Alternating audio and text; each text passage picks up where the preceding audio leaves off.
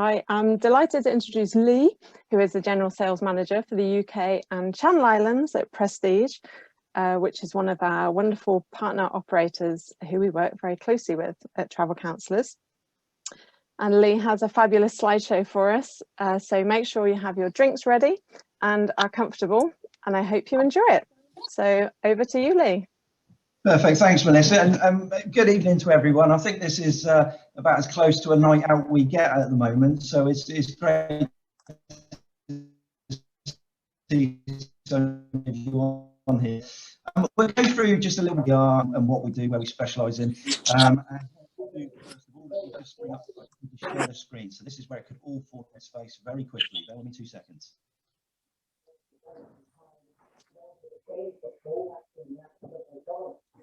So Melissa, if you can just confirm that you can see that, and then I'll assume everyone can. Is that all right? Brilliant. So yeah, Melissa, thanks so much for having us along on what will, I'm sure, be first of many of these, which is a great idea indeed. We've been in partnership with Travel Counsellors for a number of years now, and it's great to be invited along to this. We think that some of you may not. We specialise in medicine. We specialise in Canada, and we specialise in our close to home programme, also Australia, New Zealand, which was new for us last year. So we've got quite a wide range of programmes. But tonight we're going to talk a bit about closer to home, and mainly the Isles of Scilly. That's where the focus is going to be. I'm also yeah, I can hear you fine. I think I can just hear other people that aren't muted. What I'll do, if you don't mind, I'm going to take complete control and mute you all. Sounds good. Right, hold on a sec. Let me just work out how to do that. I think Melissa was struggling a bit with hers as well. Nothing to look at it. I think they are. Oh. He's just starting it. Oh, right, sorry. Right, I'm going to mute you all now. Thanks.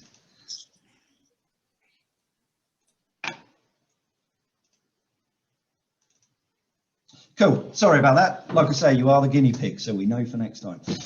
So my name's Lee Hamilton. I'm the General Sales Manager and mainly look after the Closer to Home programme. I've been in travel now for about 20 years, I think it is, and still got a passion for it every day. I've been here at Prestige Holidays for 6 years now, and our Closer to Home programme has been going for about 15 years now, so it's gone real from strength to strength. Obviously this year we've benefited a little bit from the fact that people can't unfortunately go many other places. In fact, we can't even go here at the moment, but soon to be unravelled, I'm sure. And I hope you're all surviving lockdown okay. I think the end is in sight. Obviously, we won't get too involved in the COVID side of things because I'm sure we're all bored about talking about that. If any of you have any questions relating to COVID, we'll deal with them at the end, and we can approach that subject, no problem at all. But I think one benefit to come out of the lockdown is certainly people have re-engaged with the British Isles or their home country, and sort of found that love for it again, found that, you know, old style, classic style of what you used to do when you were younger, going away with your parents, your grandparents, and also got back and engaged with nature in the UK as well. And certainly the destinations we'll look at today are fantastic for that. So I'll just move you to the next slide.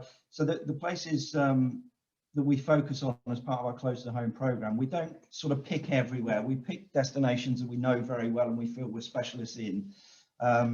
Like I say, this programme's been going for about 15 years now, so you'll notice a lot of tour operators have jumped on the bandwagon for the UK market at the moment, quite understandably, but we've done this programme for a long time now, and we are specialists in this area.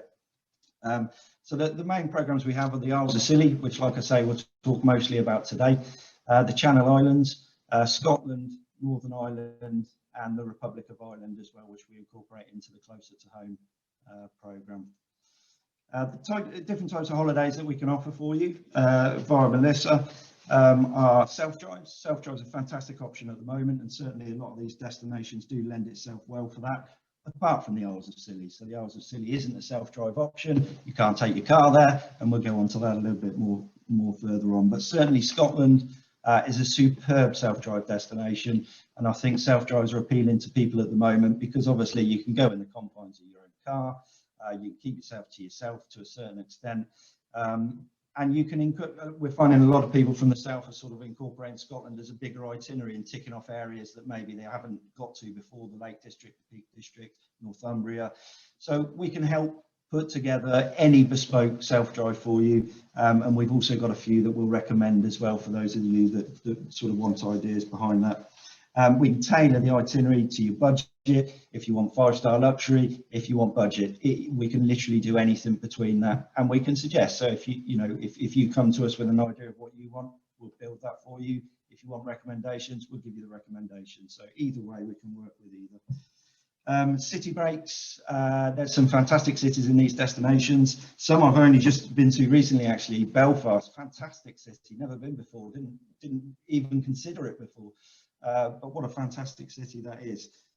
Also Edinburgh, Glasgow and Dublin being the sort of big four for the city breaks. Huge events going on throughout the year, so easy itineraries there. One other big program we have at Prestige Holidays is we run a full range of escorted group tours. So not just to our close to home destinations, but a bit further afield as well. We have some weird and wonderful destinations, Iran, Uzbekistan. And we also have what is possibly our single most popular trip, which is the Isles of Scilly Escorted Group Tour, which I'll tell you a little bit more about later. But yeah, also we're looking at for 2022, Orkney and Shetland as a twin centre. This year just gone has been an absolute nightmare trying to operate group tours. The word group does not go down very well in a pandemic like this. So unfortunately, last year we didn't operate a single tour. That's not unlike most tour operators. Everyone's had to do the same. It's quite upsetting, but we're getting those tours back on track for certainly September this year and looking forward into 2022 as well. Island escapes. There's some fantastic islands around the UK and the Channel Islands, and these are really proving popular as well for the same reason, that for people that just want to get away from it all. Isles of Scilly is superb for this. Channel Islands. Up in Scotland, you've got the Hebrides, Shetland, Orkney, Skye, Mull. There's some superb islands. And within these islands, we've got some real luxury properties where you can just go get away from it all. I think this beach down in the bottom left is Isles of Scilly. You'll realise by the end of this, I'm a firm fan of the Isles of Scilly. And then moving on, we can also look at your rail holidays. So Scotland's fantastic for this. We're getting a lot of people at the moment that are doing the Caledonian sleeper train from London Euston Station. That goes.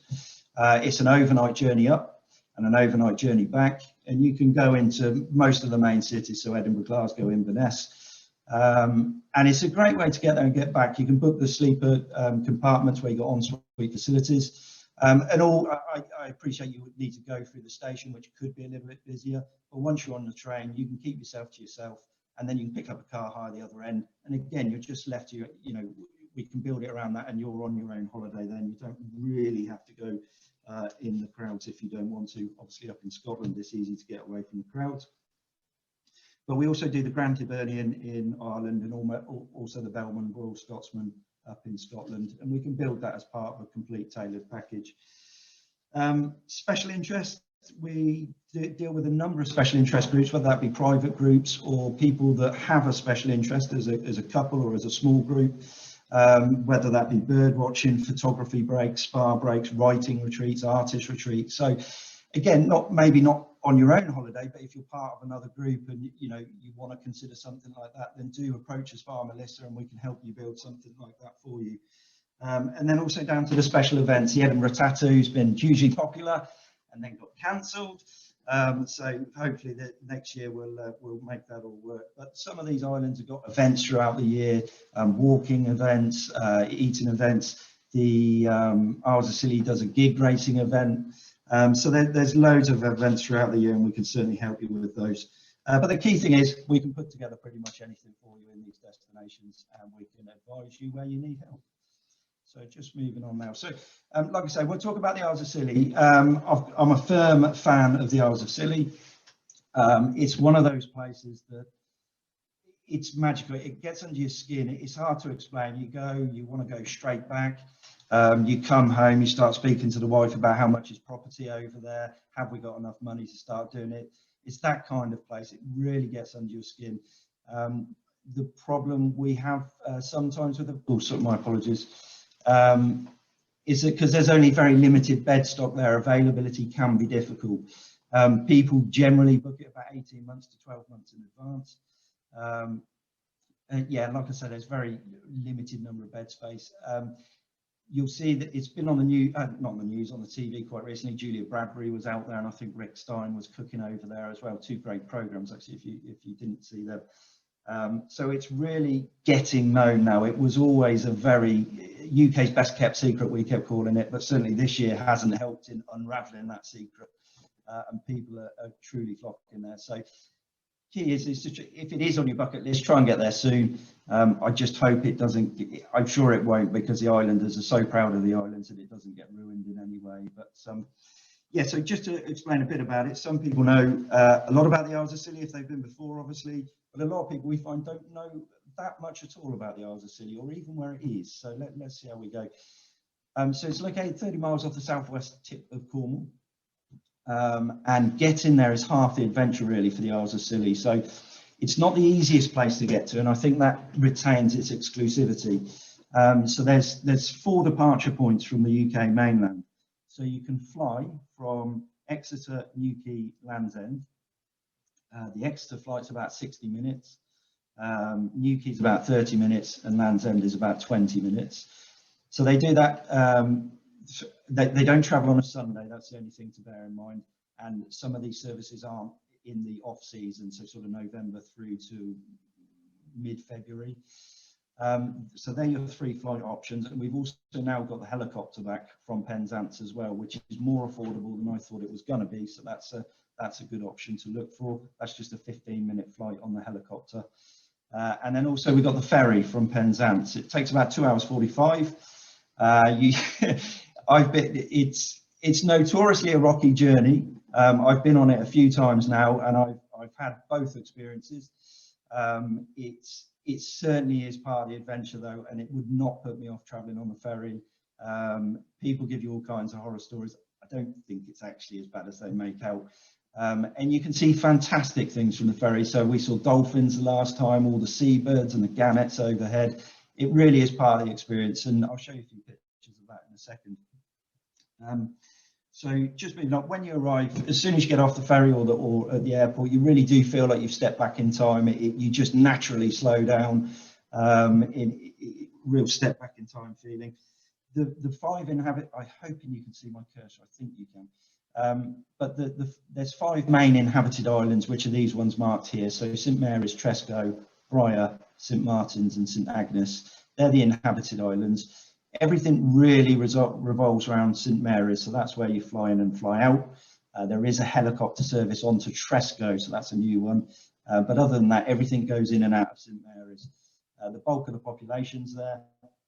But you can easily, we do find a lot of people multi or twin centre the island, so they may spend 3-4 nights on St Mary's, 2 or 3 nights on one of the other islands, and whether that be Tresco, Briar or St Martin's. We don't offer accommodation on St Agnes, unfortunately. But if you don't want a twin centre, some people don't like the ideas of up in sticks and moving their bags from one hotel to the other. You can easily get across to any of these islands for a day trip. It's very easy. You just turn up at the dock at 10 o'clock in the morning.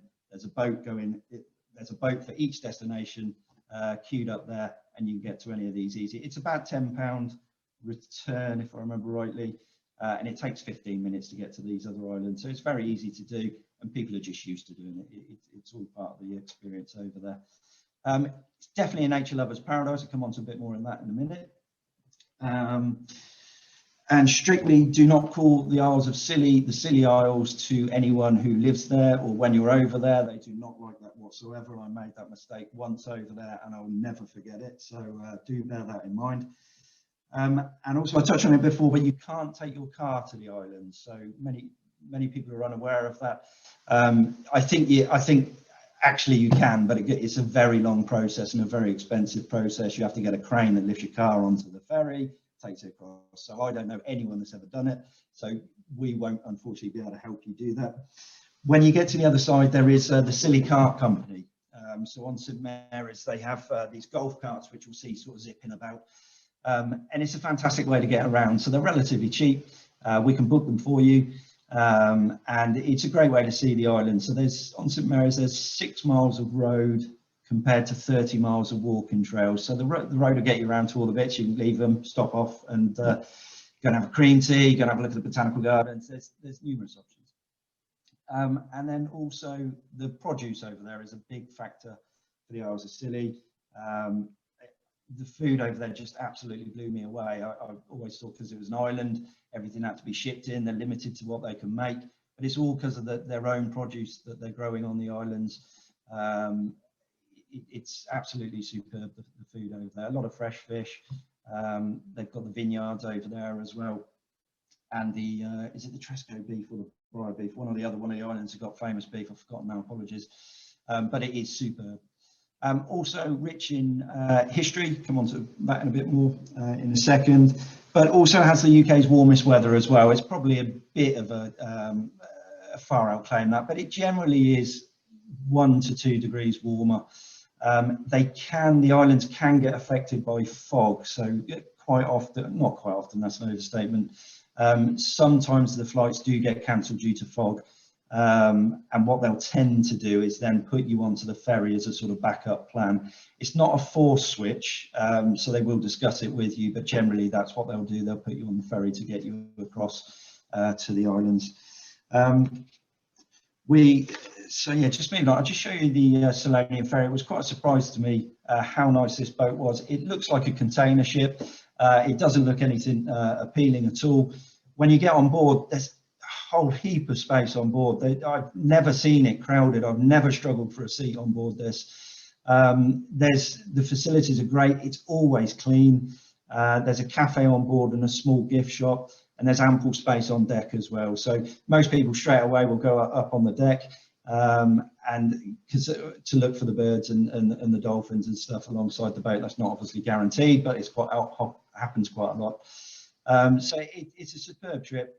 It is a little bit rocky, like I say, but there's tips and techniques for beating that as well. So you can always ask us for those because we've tried that numerous times. So that's the Selonian Free Ferry. Goes from Penzance, 2 hours 45 minutes to get there.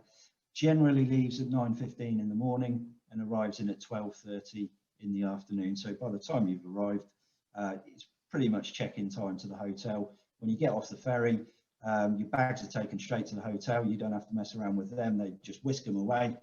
First time I did it, I thought someone had stolen my bag. Get to the hotel and it's there waiting for me. So it's a superb service. And then moving on to the Sky Bus, like I said, from London, Newquay or Exeter. These all arrive into St Mary's Airport, which is about a 15-minute transfer into Hewtown, which I'll show you in a second.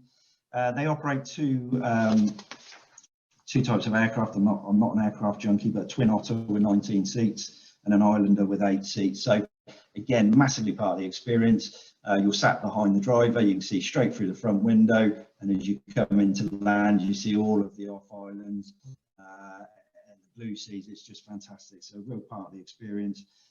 Just as a word of warning, Exeter is the most expensive option because they know that that's the most convenient for people. So unfortunately, they charge a premium for that. I think in actual fact, the helicopter from Penzance is cheaper from the flight from Exeter. So something to bear in mind. Dogs, interestingly, are allowed on board all of the transport options as well, apart from the helicopter. So if you do want to travel with your dog, the Isles of Scilly is a great destination for it. A lot of the hotels take dogs as well. On the flight, it's £40 each way. Sorry, it looks like I'm cheating and reading the guidebook here. I'm not. I'm just making sure I say everything.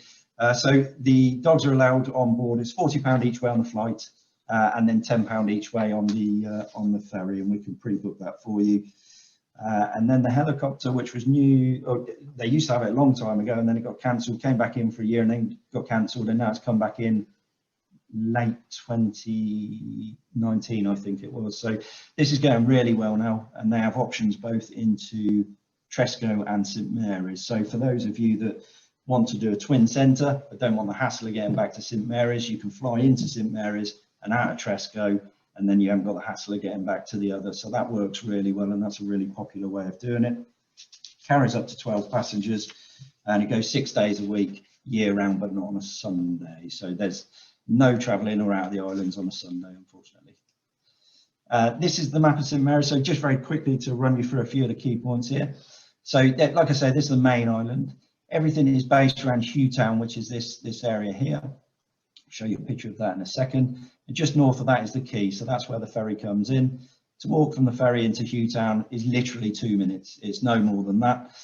And then a bit further afield, so Town Beach is nothing. It's where all the boats moor up, so it's not the most spectacular beach, but this one here is absolutely stunning, Porth Cressa. And to walk from this beach to that beach again is 2 minutes. It's no more than that.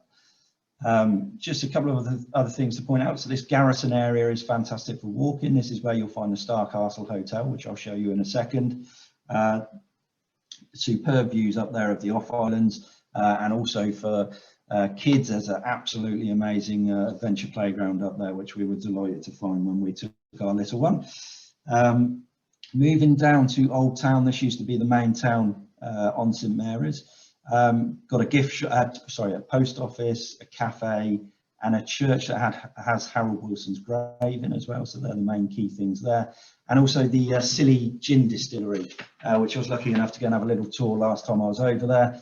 Don't like gin. I did after I drank that. It was fantastic. It was like a different drink altogether. So if you like gin and you get a chance to go over, do go and see them there. They have really good experience days, and you can create your own named gin and with your own botanicals. And then if you ever want to reorder it, they keep every single gin, what's the word? So your own unique blend, they keep it on file forever. So if you ever want to reorder it, you come up with this amazing gin recipe, then you can go back to them and reorder that at any stage that you want. Here's the airport here. So to get from the airport into Hewtown, literally 15 minutes, probably less than that, 10 minutes. The transfers work like clockwork.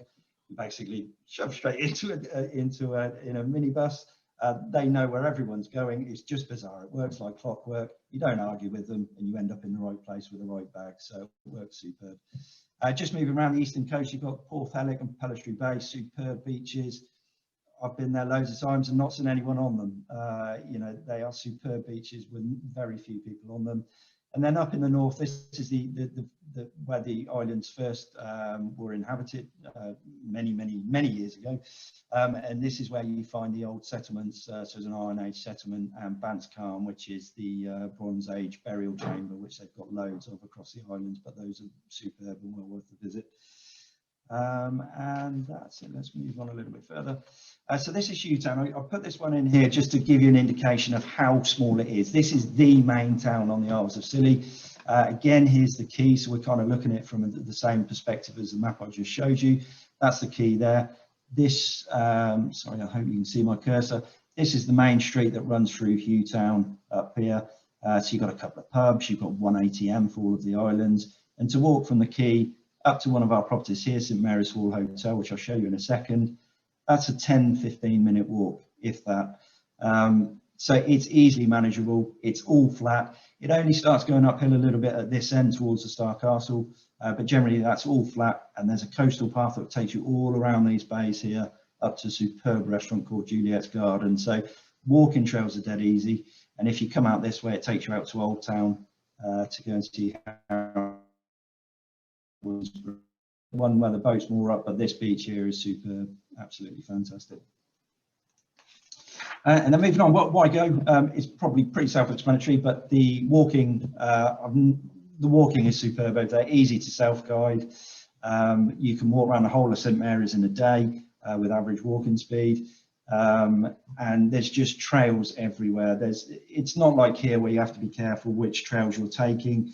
They're really well signposted. You never get grief for walking across someone's field. It's just a haven for walking. And then joined with that is the nature watching. So they got some real key species over there. Puffins, everyone wants to see a puffin.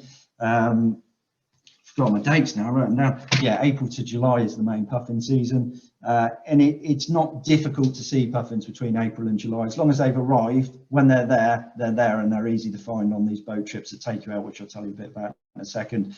So the puffins, the gannets, and then you've also got they haven't got much in the way of mammal life or anything like that over there, but we did find last time we were over there the lesser white-toothed shrew, which is very rare. So if you get a chance to see that, it's fantastic. But also the flora as well. Flora over there is a real highlight for most, and it takes a lot of people over there in the springtime. So there's some superb flora over there as well. But also within the sea between the islands. There's quite a good chance of seeing seals, porpoises we saw last time as well. And some of the boat trips as well will take you out to the Eastern Isles to see the seal colonies. So at peak times, you know, there's 200-300 seals there, and quite often you'll get them bobbing about just at the side of the boat. So to see seals is fantastic. And then the beaches, for, I think certainly for families as well, I mean for anyone really, the beaches there, you can go on a beach and very rarely see other people. There's shallow entry, it's white powdered sand. I've been lucky enough to go to the Indian Ocean and Caribbean, and these compete easily with those beaches. They truly are that nice. You quite often see them in photos and think they've been doctored. They genuinely haven't. When the sun's shining, the picture behind me is in Tresco. It looks just like that. It's absolutely superb. But for anyone with families and kids, it just brings back memories of, like I said before, that the old style proper British holiday where you can leave the kids on the beach, not worry about them, build sandcastles, go and paddle in the sea. It's super. History as well. So we've got the numerous Bronze Age burial chambers. There's a lot of shipwrecks that have across the islands and on the outer islands as well. And then also lighthouses. There's a lot of lighthouses and beacons over there for obvious reasons, and they're quite a sight as well. So you quite often get them in the backdrop. And it's actually got, I didn't realise this actually until before I came onto this presentation, but it's actually classed as the highest density of historic sites in the British Isles. So I guess that's because there's such a small landmass, but it just tells you how many there are there. And you'll always stumble across a burial chamber in the middle of nowhere that hasn't got signs up and, you know, been taken over by vegetation. So it's fantastic. Also water sports. There's ample opportunity for any water sport you can possibly think of. Highlights, I guess. I was told there was someone possibly on it tonight that does do diving, but there's diving with the shipwrecks. There's loads of shipwreck dives you can do out there. It's quite famous for that, and the water's notoriously clear. And also diving with seals as well, or swimming with seals even. So whether that's of interest, they're easy to book when you're there.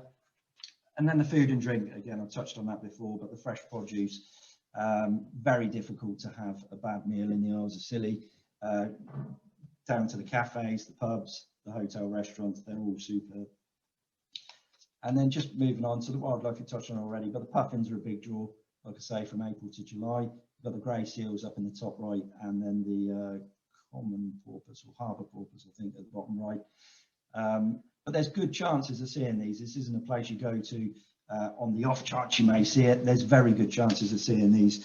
Peak bird watching season is in October, which is kind of helpful because it's not generally the time of year you go for, you know, the weather. But if you do go in October, you'll see heaps of people over there with telescopes walking through the streets. And that's when they get the rare migrant species come through. So if that is of interest, that's the perfect time to go, and you get the better rates as well. So that's all good.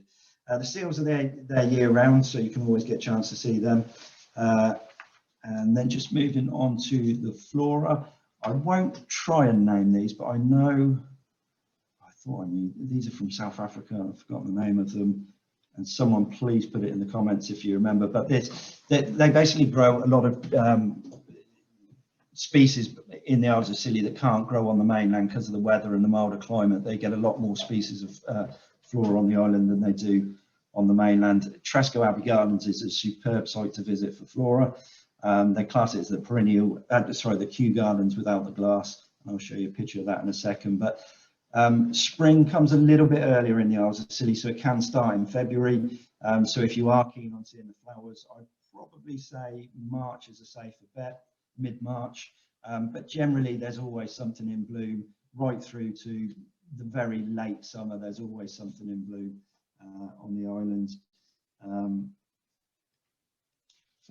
And we actually, there's actually a rare flower called the Dwarf Pansy, which on our group tours, we always make a mission of trying to find this Dwarf Pansy. So you'll often, we got strange looks as other people were walking past and see a group of sort of 16 people all on their hands and knees looking for something the size of your small fingernail.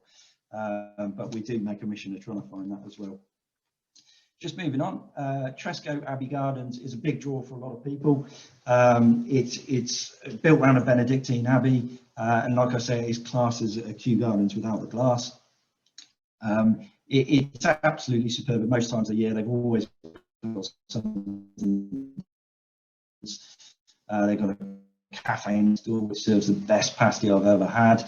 But Tresco, if you don't stay in Tresco, you can easily take a day trip across the inter-island ferries. They take you over in the morning, and generally there's 2 return trips. This is to all of the other islands. So there's 2 return trips in the afternoon, one about 2 and one about 5 o'clock in the afternoon. So it's easy to do that as a day trip, and you just pay for your ticket when you get there. There's no need to pre-book that. And then down to the beaches. This is Pental Bay in Tresco, and the same one as behind me. I didn't realise I've done 2 of the same. But like I say, it genuinely does look like this, and this is probably at busy time as well. So you can see there's very rarely people on these beaches. So you get bays like this just yourself. It's shallow entry. The water is absolutely crystal clear, and these are dotted all around the islands, And then just to touch briefly on the ancient site. So this is Bant's Carn. This is one of the Bronze Age burial chambers. You can actually walk in this, you can get right into this if you want to, but it overlooks, this is in the north of St Mary's, it overlooks Halangi Down, which is an old Iron Age settlement, which there's remains of there. There's boards up to tell you about the history of it all. But like I say, things like this are dotted all over the islands. This bottom one here is a stone maze in Briar, that's on Briar. But it's great, there's not, they're not fenced off, there's not boards telling you not to walk on anything. You just sort of stumble across them, and it's great finding these. They're all dotted across the island, like I said. And then just moving on to accommodation. So there's a range of accommodation styles in the Isles of Scilly. There is low bed stock, like I said before, so availability is always a little bit tricky, which is why it's best to book up far ahead in advance. But right down from, so these are sort of New England sort of style property. This one's Hell Bay. And then through to a bit more traditional hotel style. This one's St Mary's Hall on St Mary's. The Star Castle Hotel, I'll show you a bit more pictures of these in a second. So that's a proper Elizabethan castle. And then right down to self-catering apartments and inns. So we've got a couple of inns. This one's the Atlantic Hotel in the centre of Hewtown. We've also got the new inn in Tresco. So the Atlantic, this one here, is sort of a pub joined onto a hotel. And it's the life and soul of the Solonians during the evening and the weekends. It's well worth a visit. They're all coming back from their days out fishing, telling stories, in a fire in the corner. It's just superb. It's idyllic. And then just moving on to sort of B&B style guest houses. So we've got a full range. You can get a full range of properties on the islands. This one's a Star Castle. So like I said, an 8-point Elizabethan castle. They also have one of the only 2 swimming pools on St Mary's. An indoor pool is the nicest one, and also this fantastic conservatory restaurant down the bottom here. Number of room options, so you can stay in the castle in a very sort of traditional castle style room, or they have more, you can just see them off to the left here, more sort of modern contemporary chalet in their garden area. So there's a real choice there. And they actually have any singles, that they have these rampart rooms up here, which are sort of self-contained, perfect units for singles. So they're well worth a look as well. But the Star Castle, I think officially it's a 4-star. They do see it's the only 5-star on St Mary's. It is fantastic, very unique to the islands, and the views from up on the ramparts to the off islands are sort of unparalleled. Really, they're fantastic. This one is a bit of a steep incline to get there, so anyone with walking difficulties, I would probably advise against it, just because it is a bit strenuous on the legs. And then moving on, St Mary's Hall. So this one is probably our favourite, actually. We use it on our escorted group tours. The service is fantastic here, which I think is one of the main strong points for this hotel. It's not located on the beach, but 2-minute walk either way brings you to one of 2 beaches. And they have, I would say, probably one of the best restaurants, top 3 restaurants on the whole of the islands. It's a really good restaurant here. And the rooms are very clean, contemporary again. And they've got a couple of suites here, 3 suites. I think they've got 3 1-bed suites. Which for families with up to 2 kids cater really well for families with 2 children, which there isn't a huge amount of option-wise when you've got a family of 4 and the kids want to be in with the parents. There aren't many options for that, so this is one of them. And then just moving on to Hell Bay. This is a superb property on Briar. Very different in style. It really does feel like a sort of New England chalet style, slight resort feel to it, but it's probably got one of the best locations out of all of these properties. Very remote, overlooks Hell Bay, which you can just see up here, and further into the sort of rough sea over the top there. I would say this is on a par with sort of being one of the more luxurious hotels on the island. So this, Star Castle, and probably also looking a bit towards Karma as well, which we'll come on to now. And sorry, going back to Hell Bay, that also has a pool as well. And then this one's Karma, St Martin's. So this is becoming really popular. It's one of the newest properties, actually, well, certainly as a hotel it is, right on the sea, as you can see. Probably more the hotel that feels the most like a resort, and I don't mean that in a bad way. I mean more like the facilities you've got there. They've got a spa as well.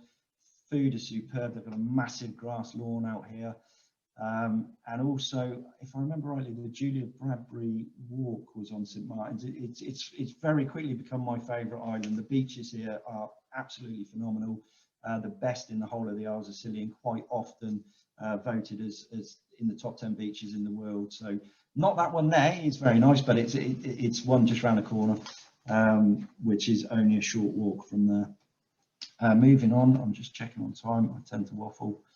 Okay, perfect. So just moving on a little bit. So Flora and Fauna in the Isles of Scilly is our escorted group tour.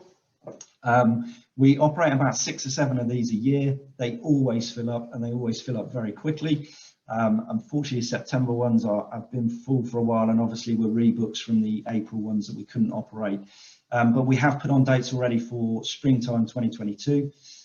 It's a fantastic tour. We use Will Wagstaff. He is the naturalist on the islands. If you ask anyone on the islands who is the best naturalist, it is Will Wagstaff. He knows everything about nature on these islands. Includes a guided tour of Tresco and its Abbey Gardens, an Eastern Isles cruise to see the grey seal colonies, seabird boat trip to go and find the puffins, only in the April to July departures for that, obviously. Guided walks around Briar and St Martin's, and then just superb coastal walks. We take walks through St Mary's, through the nature trails there, and Will's on hand the whole way through. So he's the man that spots everything. And right down to the dwarf pansy, to the puffins and the seals, and if the wildlife is there, and he will find it for sure. It's a small group, maximum of 16. We stay at the St Mary's Hall Hotel. It's all on half board basis, so daily breakfast and evening meal. And we include the ferry, but there are flight options available. So if you want to upgrade to one of the flights, we can make that work as well. And they're the available dates. Just a quick couple of photos from previous trips. That's what one of the groups there. This is all pre-COVID, before you start telling me off for COVID restrictions. This was actually 2019, so at the end of 2019 this was. And then just a group at Tresco Abbey. That's always a place we stop for a group photo. And this one is in Briar, I think. And then this is in a restaurant, Juliet's Garden. So it's a real group occasion. And the food we have during the tour, we always get commended on how good the food and how much wine we include. So it's a superb tour. And there's a picture of the dwarf pansy, just to show you how small that is.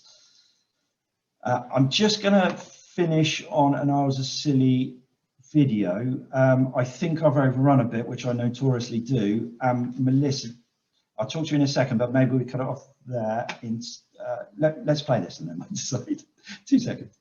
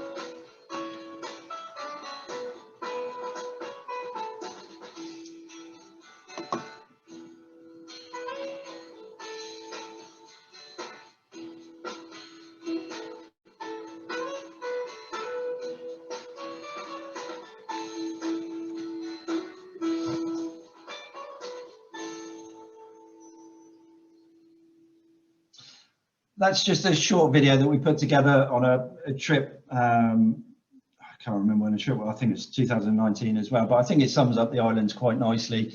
But I'm too scared of taking up a lot of your time here, and I think I've overrun on my...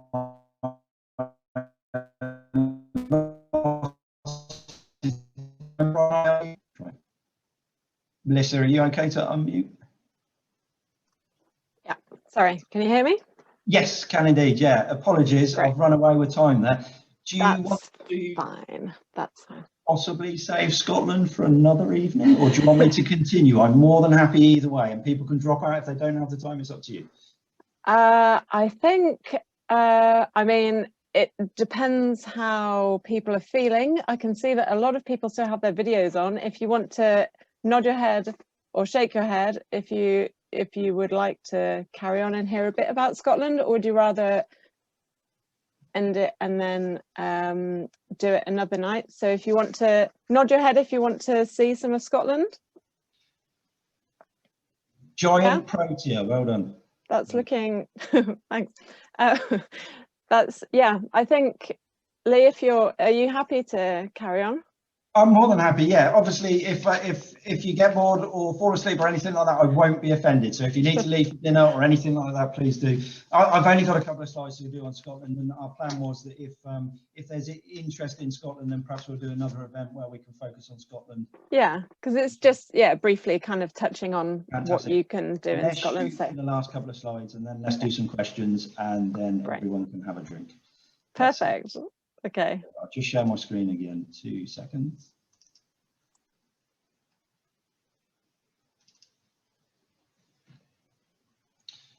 Right, let's just skip through these quickly.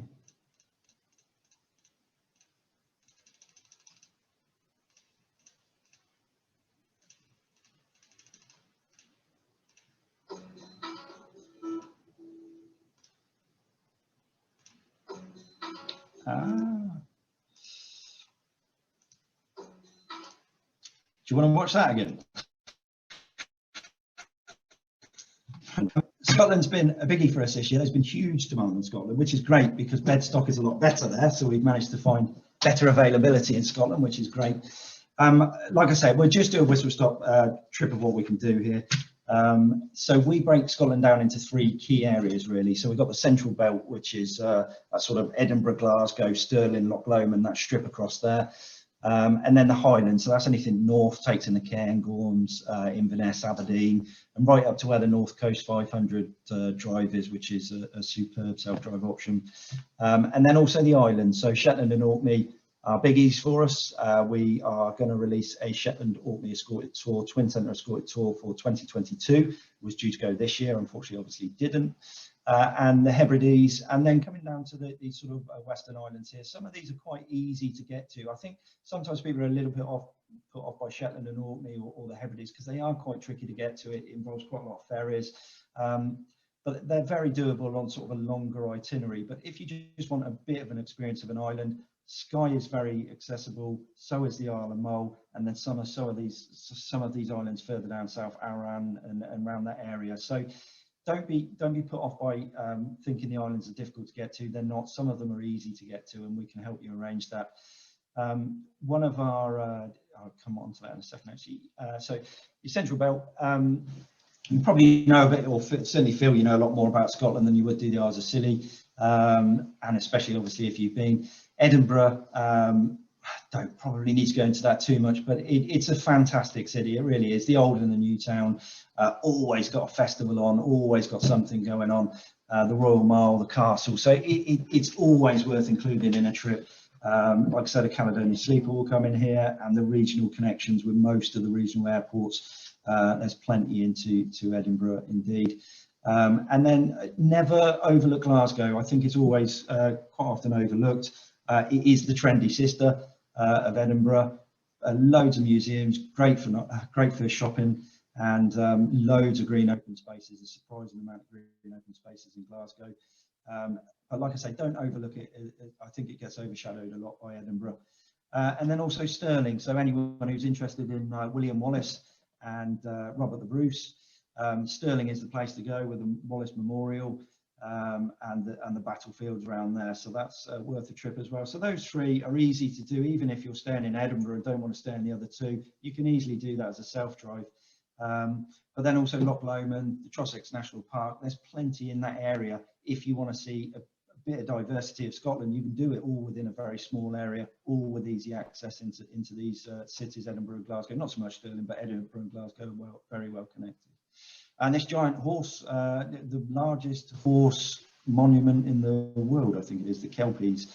I'm sure there's probably not many other contenders, but they're certainly pretty big. And then the Highlands, so the Inverness, the gateway to the island, to the Highlands, really well served by connections. Again, the Caledonian Sleeper goes up there, but again, a city well worth at least 1 or 2 nights. You can get out onto the Moray Firth on boat trips and see quite. Every now and then they actually have orcas, but you can see dolphins. And then it's also the gateway into the Cairngorms, which is about a 20-minute drive south of Inverness. So the Cairngorms, picture in the bottom right, well, both of the pictures actually, famous through TV programs like Spring Watch, Autumn Watch. It's just a massive expanse of open space and the hills and mountains and red deer and squirrels. It just really get away from it all. Easy to self-drive, loads of walking trails, and well worth twinning with Inverness if you get the chance. Aberdeen, again, is overlooked, not quite so well known. It is the gateway to the Whiskey Trail, which I know I'm keen on, and also Castle Country. So you can sort of twin those two. There's some really nice self-drive opportunities around there for the castles and some of the whiskey distilleries as well. Aberdeen is, they call it the Granite City. There is a fair bit there to see and do, quite a few museums and history as well behind it, but like I say, does get overlooked sometimes. And then also moving a bit further west, you've got Fort William, which a bit further, sort of overshadowed by, overlooked by Ben Nevis. But Fort William's great. It's got access to some really fantastic places. The Jacobite steam train, I'll show you a picture of in a minute, famous from Harry Potter films.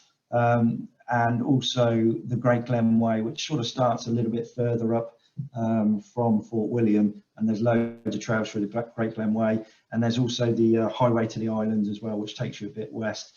And then, sorry, I've jumped around destinations here. The Highland Games also is a bucket list thing for a lot of people. So again, that takes place in Braemar in the Cairngorms, and we can help you arrange that as well if that's of interest. Scenery and wildlife in this region, obviously out of this world. The islands, touched on already, but Shetland and Orkney, you tend to go for 1 or 2 main reasons, or if you're interested in both, even better.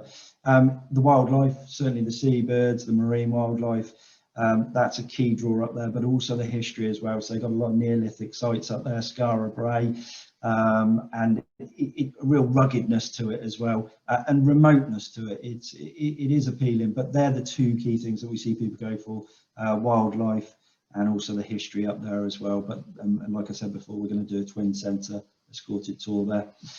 But again, there are so many islands to offer, and ones that are easier to get to. Some of them are a bit harder, but obviously adds to the adventure.